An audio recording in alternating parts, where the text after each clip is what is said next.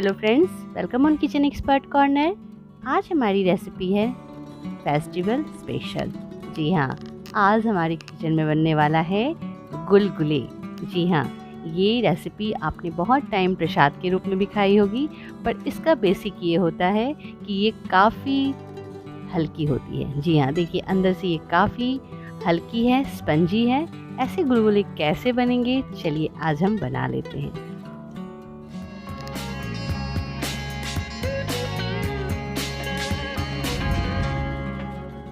चलिए स्टार्ट करते हैं। यहाँ पे रेसिपी में जो सबसे मेन जो इसमें सामान है वो है हमारा गेहूं का आटा और है गुड़। अगर आप चाहें तो चीनी के साथ भी इसको बना सकते हैं, पर बेसिक ये है कि यहाँ पे जब हम पानी रखते हैं और उसके अंदर हमें गुड़ या चीनी मिक्स करके पहले रखना है।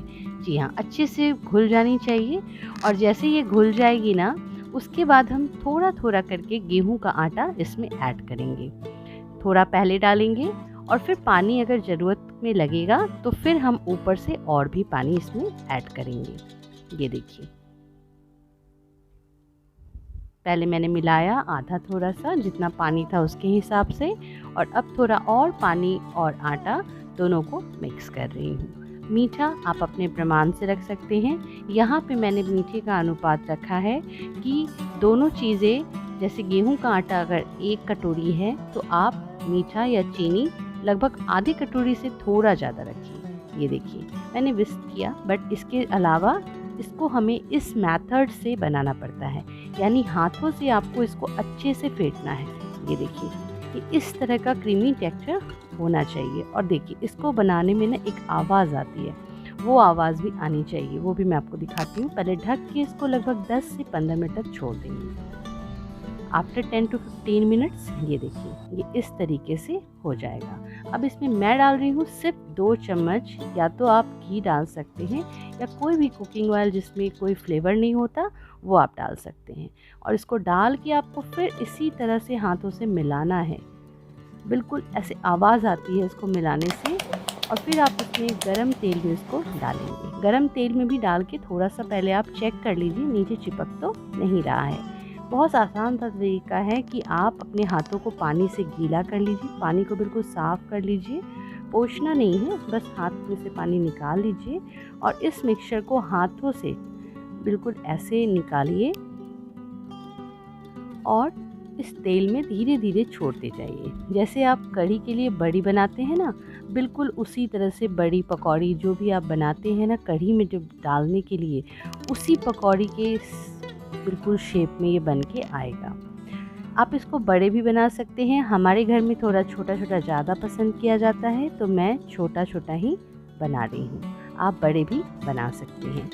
इनफैक्ट आप स्पून से मालपुए के बराबर भी बना सकते हैं। पर प्रसाद में या कहीं भी मैंने जहाँ भी खाया, गुलगुले बहुत छोटे छोटे ही मुझे मिले हैं, तो मेरा ऐसा है कि मैं ऐसे ही बनाती हूँ। देखिए, थोड़ा आप हाथ में ज़्यादा रख लेंगे ना तो आप अच्छे से बना पाएंगे। ये देखिए, पूरा निकाल लिया मैंने नीचे से ताकि वो गिरता हुआ ना जाए। और ये देखिए, इस तरीके से मैं इसमें तेल में डालकर छोड़ती जाऊंगी। ज़्यादा नहीं भरना है, पर इतना ज़रूर भरिए कि वो चारों तरफ से अच्छे से फैल जाए। और इस समय आपका गैस का जो आँच होगा वो आपको तेज़ रखना है।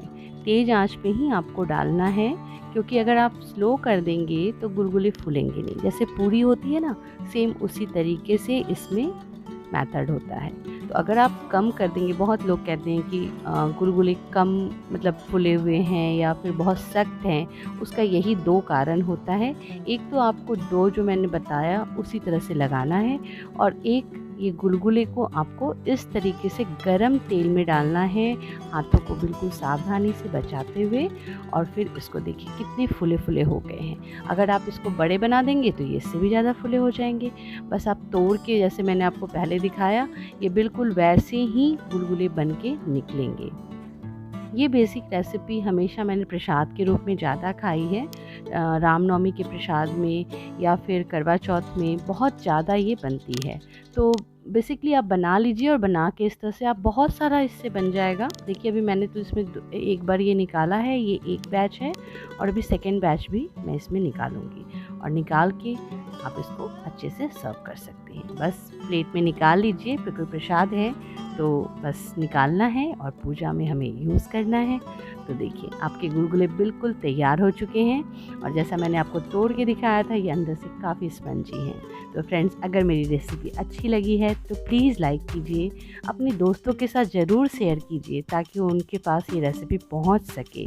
आप मुझे सपोर्ट करने के लिए मुझे सब्सक्राइब कर सकते हैं विद बेल आइकॉन, ताकि मैं जब भी वीडियो डालूँ आपको मिल सके। और आप मुझे फेसबुक और इंस्टा पे भी ज्वाइन कर सकते हैं।